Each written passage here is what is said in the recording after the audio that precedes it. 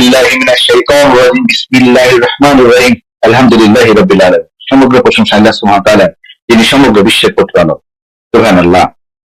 ইনশাআল্লাহ আমরা আজকে তৃতীয় পর্বে কিবলা পরিবর্তনের সর্বশেষ বিষয়গুলি নিয়ে আলোচনা করব, যেখানে বিভিন্ন সূরাতে আল্লাহ সুবহানাহু ওয়া তাআলা এই কিবলা পরিবর্তনকে ইঙ্গিত করে বিভিন্ন সূরাতে কি কি ভাবে মুসলমানদের উত্থান, এবং আমরা যে 9টি বিষয় প্রথম আলোচনা করেছিলাম, বিজ্ঞান ভিত্তিক প্রমাণ এবং কিভাবে কিবলা পরিবর্তনটা বিজ্ঞানের সাথে সামঞ্জস্যপূর্ণ, এবং কোন কোন আঙ্গিকে বিভিন্ন সূরার মাধ্যমে কিভাবে এই পরিবর্তনের দ্বারা বিভিন্ন ভবিষ্যৎবাণীগুলি প্রতিফলিত হয়েছিল, তা আমরা বিভিন্ন সূরার আঙ্গিকে আলোচনা করব। যেমন আমরা প্রথমে দেখি সূরা আলা 87 নম্বর সূরা, আয়াত 1 থেকে 3। এখানে আল্লাহ সুবহানাহু ওয়া তাআলা বলতেছেন, আমি সৃষ্টি করেছি এবং করেছি সুঠামো, আর সবকিছু পরিকল্পিতভাবে সৃষ্টি, এবং যেন কিয়ামত পর্যন্ত আল্লাহর সততা প্রতিফলিত হতে থাকে। এটাই এখানে আমরা বুঝতে পারছি যে সুঠামো বলতে এখানে সবকিছু পরিকল্পিতভাবে এবং কিছু সুনির্দিষ্টভাবে তৈরি করা হয়েছে। অর্থাৎ এখনো বিজ্ঞান বুঝতে পারছে যে আল্লাহ সুবহানাহু ওয়া তাআলা যে মহাবিশ্ব সৃষ্টি করেছেন, এটা যে কত পরিকল্পিত একটা সৃষ্টি, যা আমরা কেউ কল্পনা করতে পারি না। সূরা বাকারা 2 নম্বর সূরা, আয়াত 189। এই চন্দ্র সময় নিয়ন্ত্রণ যন্ত্র বিশেষ। যখন মুহাম্মদ সাল্লাল্লাহু আলাইহি ওয়াসাল্লামকে চন্দ্রের প্রকৃতি সম্পর্কে জিজ্ঞাসা করা হয়, তখন এই আয়াতটি নাযিল হয়। এবং মানুষের বিভিন্ন বিষয়ের জন্য এবং হজের জন্য, অর্থাৎ এই চন্দ্র এবং সূর্যের কথা বলার পরে এখানে হজের ব্যাপারটি আল্লাহ সুবহানাহু ওয়া তাআলা এই আয়াতে পরবর্তী অংশে একই সাথে সংযুক্ত করে দিলেন। এখানে চন্দ্রের সাথে হজকে সন্নিবেশিত করা হয়েছে এই পরিবর্তনের পরে। অর্থাৎ এই চন্দ্র সময় নির্ধারক যন্ত্র। আমরা জানি যে ইংরেজি মাসের মতো আরবি মাসে একদম 365 দিন হিসাবে চলে না, তাই প্রত্যেক উপগ্রহ, গ্রহ, নক্ষত্র একসাথে এর কক্ষপথের বিচরণ যেমন একটু ভ্যারিয়েশন আছে। অর্থাৎ কোন কক্ষপথে চন্দ্র বা সূর্য আমরা যেটাকেই দেখি না কেন, একদম নির্দিষ্ট হুবহু সময়ের সাথে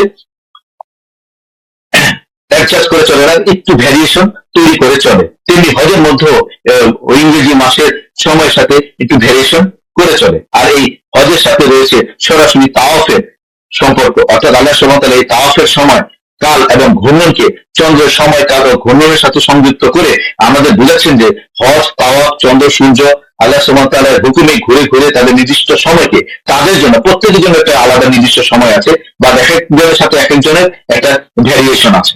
একটা নির্দিষ্ট সময়কে পরিবেষ্টন করে আবর্তিত হচ্ছে, যেটা আরবিতে আমরা চন্দ্র মাস বলি।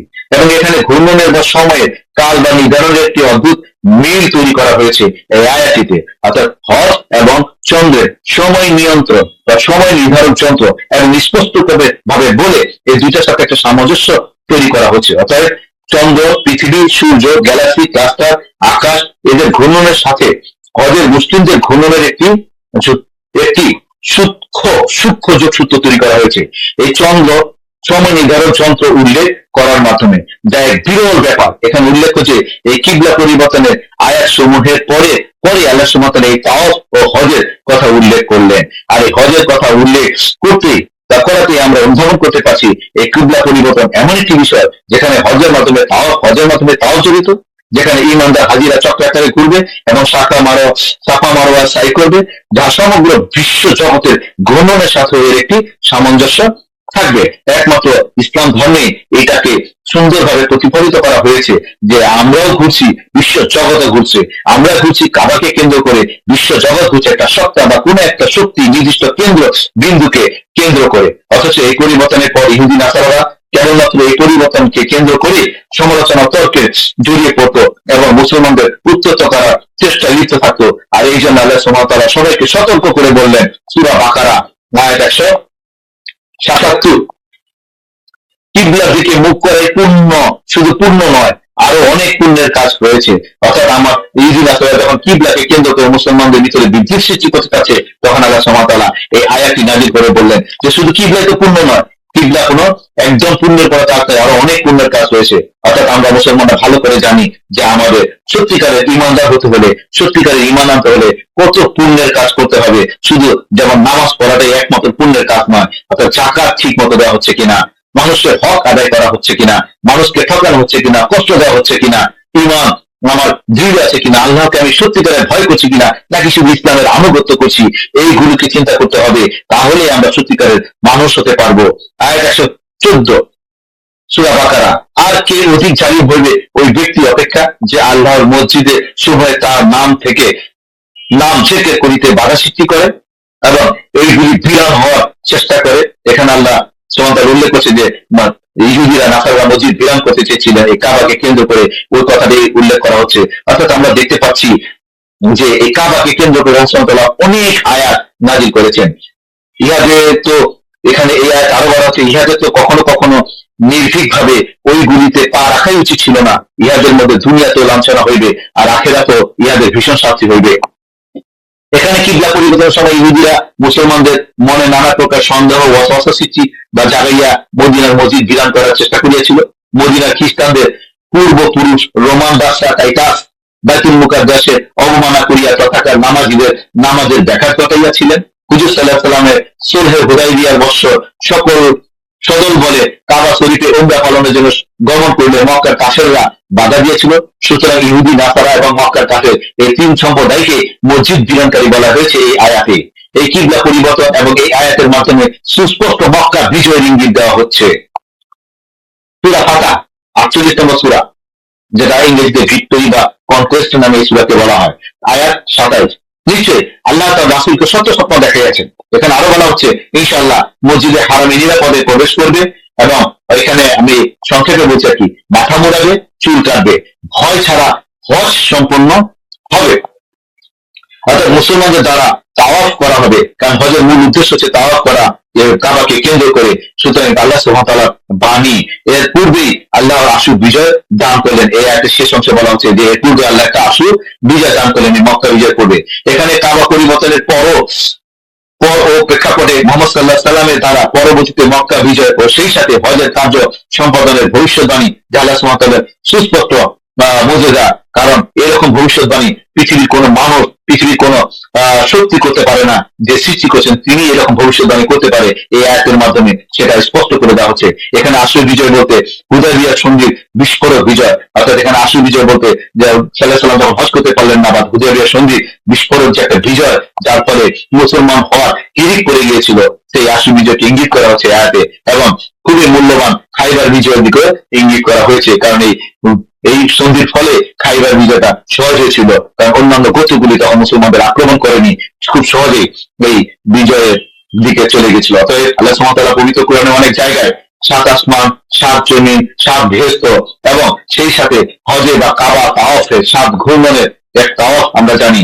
এখানে যে এবং যেখানে আমাদের এই তাওয়াফের সাথে চন্দ্র থেকে আকাশ পর্যন্ত সব ঘূর্ণনের সামঞ্জস্যের বিষয়টি তুলে ধরেছেন, যা অন্য ধর্মে চিন্তাই করা যায় না।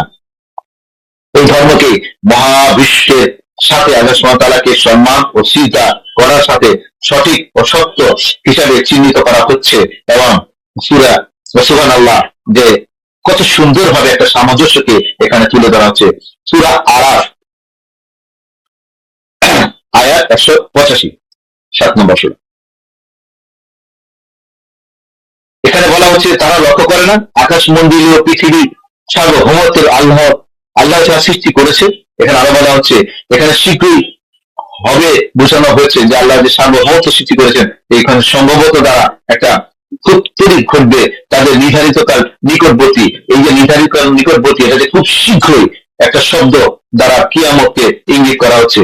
এই নির্ধারিত কাল হচ্ছে ঘূর্ণনের সময়, যাহা দ্বারা নিজ কক্ষপথে ঘুরছে, এবং দ্বিতীয় যে নির্ধারিত কাল দ্বারা বোঝানো হচ্ছে নিকটবর্তী সময়, অর্থাৎ তাদের সমাপ্তি সময় খুবই কাছে, অর্থাৎ কিয়ামত খুবই নিকটবর্তী। সূরা আরাফের 150 নম্বর আয়াত দ্বারা আমরা বুঝতে পারছি।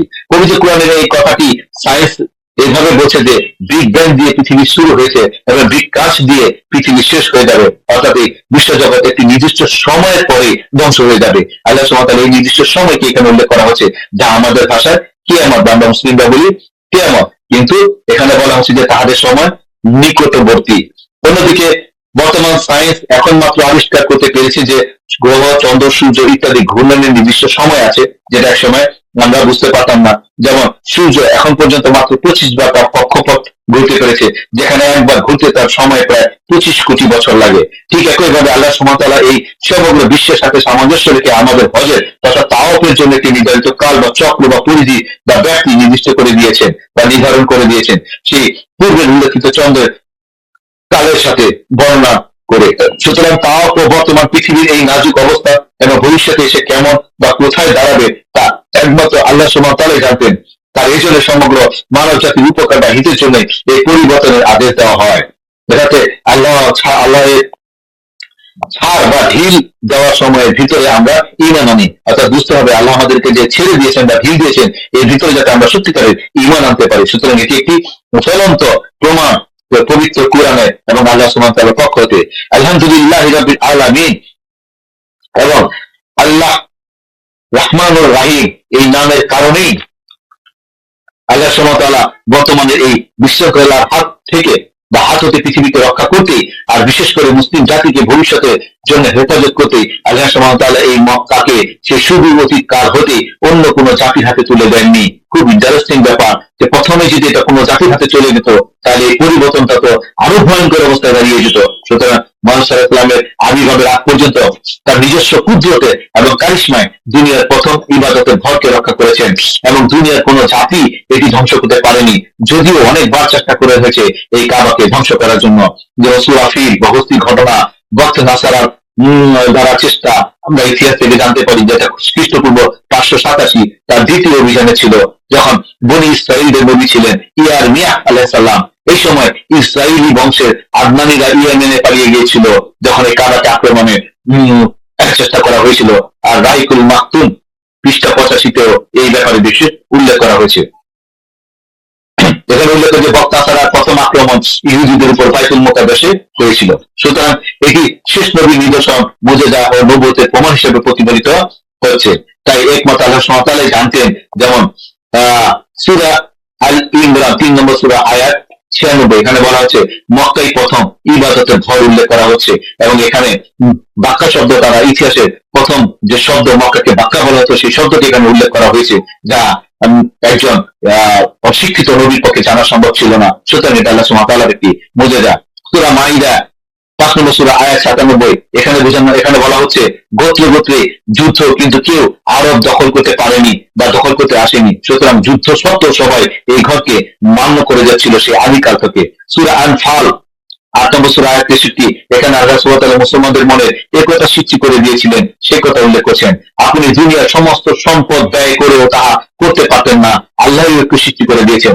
আসলেও তো এই যে ভাবে গোত্রে গোত্রে মারামারি, অশান্তি, তাদের ভিতরে রাহাজানি, তারা হিংসা বিদ্বেষে একজন আরেকজন কি করছে, সেখানে গোত্র গোত্র ইসলাম ধর্ম কবুল করার পরে একত্রা পরিণত হয়েছে, মানে একটা একত্র ভাই ভাই রূপে পরিণত হচ্ছে।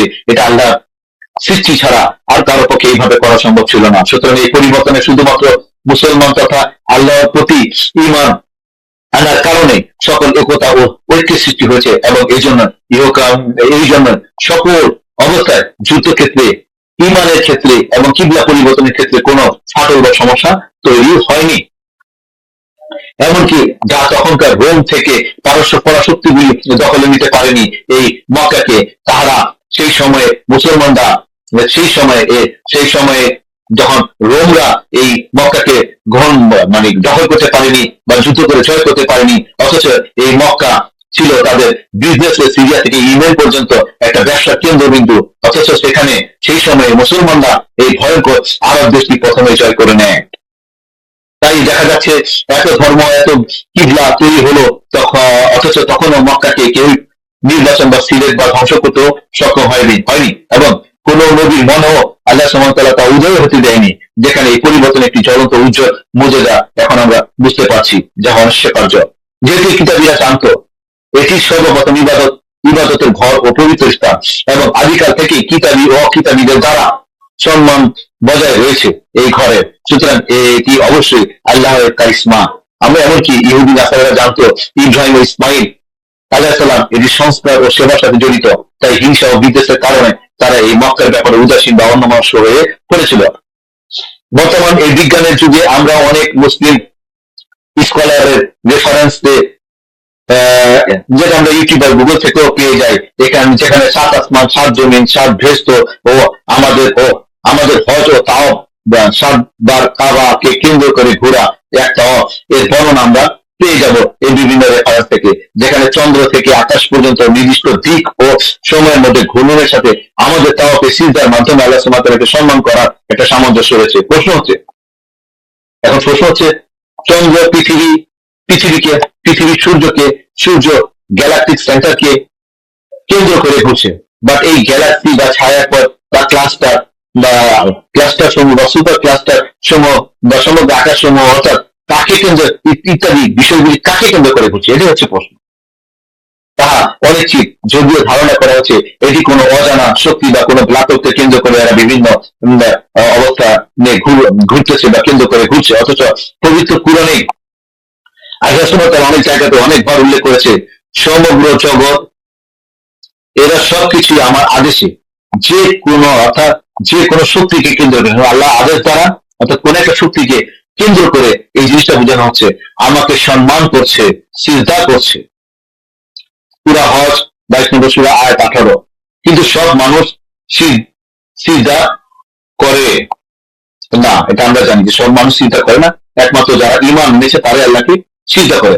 সূরা আম্বিয়া 51 নম্বর সূরা আয়াত 19-20, এখানেও সিজদা এবং তাসবিহ কথা বলা হচ্ছে, আল্লাহকে সম্মানের কথা বলা হচ্ছে, এবং সেই সাথে আল্লাহ তাআলার সৃষ্টি সমগ্র জগতের এই সামঞ্জস্যটা যে বিদ্যমান সেটা আমরা এখান থেকে বুঝতে পারছি। উল্লেখ যে কাবা ঘর খ্রিস্টান ইহুদি কখনো দখল করতে পারেনি, অথচ তখন ছিল তারাই মুসলমান, আর মক্কার কাফেররা ছিল মুশরিক বা মূর্তি পূজক। অন্যদিকে ফিল বা হস্তির ঘটনার পরই আব্রাহার ধ্বংসের পরপর পারস্য বাহিনীর সাথে সাথে ইয়েমেন দখল করে, অর্থাৎ আব্রাহার ধ্বংস বলতে এখানে আব্রাহা যখন মক্কাকে আক্রমণ করে তখন আব্রাহার বাহিনী যে ধ্বংস হয়েছিল, তারপরে পারস্য বাহিনী সাথে সাথে ইয়েমেনও দখল করে, এবং উক্ত ফিল বা হস্তি ঘটনা দ্বারা তারা সবাই ইহুদি খ্রিস্টান রোম পারস্য মূর্তি পুজো সবাই বুঝতে পারে যে আল্লাহ সুবহানাহু ওয়া তাআলা এই ঘরকে অর্থাৎ কাবাকে বিশেষ উদ্দেশ্যে এই বরকতময় সম্মানিত ঘর হিসাবে মনোনীত করেছে।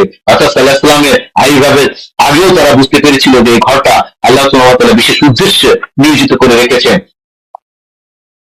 কাজেই মক্কার এই জনপদ থেকেই নবুয়তের দাবি সহ কারো উত্থান হবে এবং আলোচ্য ঘটনা মোতাবেক সমীচীন হবে, এটা তখনকার ইহুদি নাসারারাও টের পেয়েছিল, অথচ তারা সাল্লাল্লাহু আলাইহি ওয়াসাল্লামকে দেখার পরও অনেকেই ঈমান আনেনি। এই জন্য বিশেষ করে কিতাবীরা এই মক্কা তথা কাবা ঘরের গুরুত্ব সম্পর্কে খুব পূর্ব থেকেই ওয়াকিফা ছিল, এবং তারা ভালো করে জানতো এখান থেকে শেষ নবীর উত্থান হবে। তাই এই শেষ নবীর সত্যতায় মাত্র তৃতীয় খ্রিস্টাব্দে জরসুস্ত্র বা যিশুর পরে মানি নামক এক ব্যক্তি নিজেকে তৃতীয় শেষ নবী বলে দাবি করায় ইহুদিরা তাকে প্রত্যাখ্যান করেছিল, কারণ তার উত্থান কাবা থেকে হয়নি, কারণ তার উত্থান এই কাবা ঘরকে কেন্দ্র করে হয়নি। এটি তার একটি কারণ। তাতে এই দাবিটি অর্থাৎ এই যে যে ব্যক্তি ওনার দাবিটি ইহুদি খ্রিস্টান দ্বারা এটা প্রমাণ করে যে তাদের গ্রন্থে শেষ নবীর উল্লেখ আছে, অর্থাৎ আমাদের প্রিয় নবী সাল্লাল্লাহু আলাইহি ওয়াসাল্লামের আবির্ভাবের যে উল্লেখ আছে তা এই দাবি দ্বারাও প্রমাণ হয়ে যায়। তাই এই কিবলা পরিবর্তনের পূর্বে মুহাম্মদ সাল্লাল্লাহু আলাইহি ওয়াসাল্লামের আবির্ভাব আল্লাহ সুবহানাহু ওয়া তাআলার প্রজ্ঞা ও কৌশলের ব্যাখ্যা করে, যা উপায় উপকরণের ঊর্ধ্বে ঈমানদারদের বিপরীতে মুশরিকদের সাহায্যের মাঝে নিয়োজিত ছিল, অর্থাৎ মুশরিকদের সাহায্যের মাধ্যমে সাল্লাল্লাহু আলাইহি ওয়াসাল্লামের আবির্ভাব নিয়োজিত ছিল।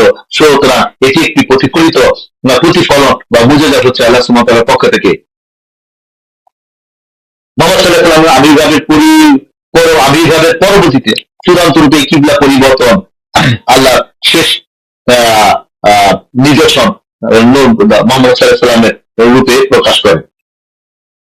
উপরোক্ত আলোচনা এটাই প্রমাণ করে মহান সৃষ্টিকর্তা এক এবং তার কোন শরীক নেই। তাহলে নিজের জন্য, পরিবারের জন্য, সমাজের জন্য ও সর্বোপরি দেশের সাথে যে যার অবস্থানে আমাদের করণীয় কি, আমরা কি করতে পারি, এটা তো আমাদের চিন্তা করতে হবে। উত্তর হচ্ছে বিশ্বাস করতে হবে আল্লাহ সুবহানাহু ওয়া তাআলা আমাদেরকে শুধুমাত্র তার ইবাদতের জন্য সৃষ্টি করেছে। নামাজ, রোজা, হজ, যাকাত বাদেও আল্লাহ সুবহানাহু ওয়া তাআলা ঘোষণা করেছেন পবিত্র কোরআনে, যদি কেউ হক নষ্ট করে সেই ব্যক্তি ছাড়া আমি ক্ষমা করতে পারবো না। অর্থাৎ কারো হক যদি কেউ নষ্ট করে আল্লাহ ছাড়া আল্লাহ সেটা ক্ষমা করতে পারবেন না, সেই ব্যক্তি যতক্ষণ না তাকে ক্ষমা করে। এখন কোন ব্যক্তি, সমাজ বা রাষ্ট্রের কোন হক আমরা নষ্ট করছি কিনা সেটা খুবই গুরুত্বপূর্ণ। কারণ সবাই কি তাদের অন্তর থেকে আমাকে বা যিনি বা যারা হক নষ্ট করছে বা সর্বোচ্চ পর্যায়ে ব্যক্তিকে ক্ষমা করছে কিনা সেটি খুবই গুরুত্বপূর্ণ। যদি আল্লাহ সুবহানাহু ওয়া তাআলাকে আমরা বিশ্বাস করি, অর্থাৎ আমাদের বুঝতে হবে আমরা যদি মানুষের হক নষ্ট করি, সমাজের হক নষ্ট করি, রাষ্ট্রের হক নষ্ট করি, তাহলে আমি কি মাফ পাবো কিনা, ক্ষমা পাবো কিনা। কারণ যেখানে একজন ব্যক্তির কথা আল্লাহ বলতেছে, যদি কেউ কারো হক নষ্ট করে, সে হক যদি সে মাফ না করে, তাহলে আমি আল্লাহ তাকে ক্ষমা করবো না। তাহলে আমরা আমাদের ক্ষমতা অনুযায়ী, আমাদের ধন সম্পদ ঐশ্বর্য অনুযায়ী, আমাদের কাজের কর্মক্ষেত্র অনুযায়ী আমরা যদি মানুষের হক নষ্ট করি, আমরা যদি রাষ্ট্রের হক নষ্ট করি, একটা রাষ্ট্রের মধ্যে কত কোটি মানুষ আছে, একটা রাষ্ট্রের হক নষ্ট করা মানে কোটি কোটি মানুষের হক নষ্ট করা। আমরা যদি নষ্ট করি তাহলে আমি কিভাবে মাপ পাবো? আমি কি মনে করতেছি যে আমি শুধু বললাম আর আল্লাহ আমাকে ক্ষমা করে দিবে? আমি তওবা করলাম, অবশ্যই তওবা করলে অন্তর থেকে করতে হবে এবং বুঝার সাথে সাথে করতে হবে। একই কাজ বারবার যদি আমরা করি তাহলে সেটা আল্লাহর সাথে বেঈমানি হয়ে যায়, আল্লাহর সাথে নাফরমানি হয়ে যায়। আমাদের সাহাবীদের আমরা দেখেছি তারা একবার যেটাকে তওবা করতেন সেটা আর দ্বিতীয়বার করতেন না। আবার অন্য কোনো ভুল করলে আবার তওবা করতেন, দ্বিতীয়বার সেটা করতেন না। আবার অন্য কোনো ভুল করলে আবার তওবা করতেন, হয়তো বা দ্বিতীয়বার যদি হয়ে যেত, তৃতীয়বার কখনো তারা করতেন না। অর্থাৎ এখানে তওবার ভেরিয়েশনটা বুঝতে হবে। আমরা অনেকে বলি আল্লাহ বারবার তওবা করলে বারবার মাফ করেন, কিন্তু একই জিনিস বারবার বারবার বারবার আমরা করতে থাকবো, আল্লাহ মাফ করতেই থাকবে, সেটা না। একবার অন্তর থেকে তওবা করবেন, ওই কাজটা আর করা যাবে না। অর্থাৎ আমরা ভুল বারবার করতে পারি, বিভিন্ন রকমের ভুল হতে পারে, ভুলে বিভিন্ন ক্ষেত্র হতে পারে, সেটা আমার জানা বা অজানার ক্ষেত্রে হয়ে যেতে পারে। আমরা বারবার তওবা করবো, অবশ্যই আল্লাহ বারবার মাফ করবে, কিন্তু একই জিনিস বারবার বারবার আমি প্রতারণার মাধ্যমে করতে থাকবো, জেনে শুনে বারবার তওবা করতে থাকবো আর প্রতারণা করবো, সেটা আল্লাহ বলেনি। আল্লাহ বলতে তুমি তওবা করো, অন্তর থেকে তওবা করো। আবার যদি আরেকবার ভুল হয়ে যায় তুমি আবার তওবা করো, মাফ করবো। আবার বিভিন্ন ক্ষেত্রে যদি বারবার ভুল হয় তুমি বারবার তওবা করো, আমি বারবার মাফ করবো। এখানে সেই বারবারের কথা বলা হচ্ছে। একই জিনিস আপনি 1000 বার ভুল করবেন, মানুষকে ঠকাইতে থাকবেন, আবার তওবা করবেন, আরেকজনকে ঠকাবেন, আবার তওবা করবেন, আবার আরেকজন ঠকাবেন, হক নষ্ট করবেন, আবার তওবা করবেন, সেটার কথা বলা হয়নি। অর্থাৎ আপনি মানুষের হক নষ্ট করবেন না, একবার তওবা করেন বা আবার তওবা করেন, আল্লাহ মাফ করে দিবে। ঈমান আপনার দুর্বল হয়ে গেছে, তওবা করেন, আল্লাহ মাফ করে দিবে। আপনি কি বলে ওই যে নামাজ পড়তে যে ভুল করে ফেলছে, তওবা করেন, আল্লাহ মাফ করে দিবে। আপনি টাকা দিতে যে ভুল করে ফেলছে, তওবা করেন, পরবর্তীতে সুদ হয়ে নেন, আর ভুল করেন না। আপনার আল্লাহ সেই বারবার মধ্যে বিভিন্ন ক্ষেত্রকে বুঝিয়েছেন। আমরা অনেক সময় ভুল বুঝে থাকি যে একই জিনিস বারবার মনে বলা হচ্ছে, না, একই জিনিস দুই একবার হতে পারে, কারণ বারবার করাটা সেটা প্রতারণার সামিল। সুতরাং আমরা অন্তর থেকে তওবা করবো, যাতে আমরা বারবার ভুল না করি। আল্লাহ সুবহানাহু ওয়া তাআলা আমাদের যতটুকু রিজিক দিয়েছে আমাদের চেষ্টার সাথে তাতে সন্তুষ্ট থাকতে হবে এবং নিজ নিজ পরিবারের জন্য ন্যূনতম যতটুকু দরকার ততটুকুতেই সন্তুষ্ট থাকতে হবে। অর্থাৎ পরিবারের জন্য আল্লাহ করার জন্য আদেশ দিয়েছেন, তোমার পরিবার যাতে ভিক্ষা না করে, হাত না পাতে, সেই ব্যবস্থার জন্য আপনাকে আমাকে চলার জন্য আল্লাহ বলেছেন। তার ইবাদতের সাথে বাকি সময় আল্লাহ সুবহানাহু ওয়া তাআলার ইবাদতের জন্য ব্যয় করতে হবে।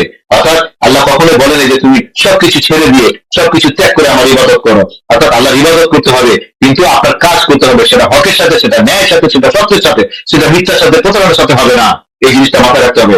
যারা যত বেশি দায়িত্ব বা যত বেশি সম্পদ, তার তত বেশি মানুষের হক বা অধিকার নষ্ট করার সম্ভাবনা রয়েছে। সুতরাং সেক্ষেত্রে আমাদেরকে অনেক সতর্ক থাকতে হবে, কারণ এসবের মোহে মানুষ অন্ধ হয়ে যায়। আল্লাহ সুবহানাহু ওয়া তাআলা যখন মানুষ অন্ধ হয়ে যায় তখনই তাদের অন্তরে মোহর মারেন। আল্লাহ যেন আমাদের অন্তরে মোহর না মারে সেদিকে আমরা খেয়াল রাখি। আল্লাহ যেন আমাদেরকে হেফাজত করে নেক ঈমানের সাথে চলার তৌফিক দান করে, আমরা সেটাই চাই। কারণ আমরা যদি নেক ঈমানের সাথে নিজেদের চরিত্রকে সুন্দর করে সঠিকভাবে ঘুরে চলতে পারি, তাহলে পৃথিবী, দেশ, সমাজ এবং আমার পরিবারের সবাই যেমন সুখ ভালো থাকবে, সবাই যেমন আল্লাহ শুকরিয়া আদায় করে চলতে পারবে, ঠিক তেমনি অন্যান্য জাতিরাও আমাদের দ্বারা কখনো অপকৃত হবে না, কোনো ক্ষতি হবে না, তাদের কোনো জাতির কোনো অমঙ্গল আমাদের দ্বারা সাধিত হবে না। আমরা প্রত্যেকটা জাতি, এই দেশে যত জাতি আছে সবাই সুন্দরভাবে এই দেশে চলতে পারবে। আল্লাহ আমাদের সেই তৌফিক দান করুক, নেক ঈমানের সাথে চলার তৌফিক দান করুক। আমিন।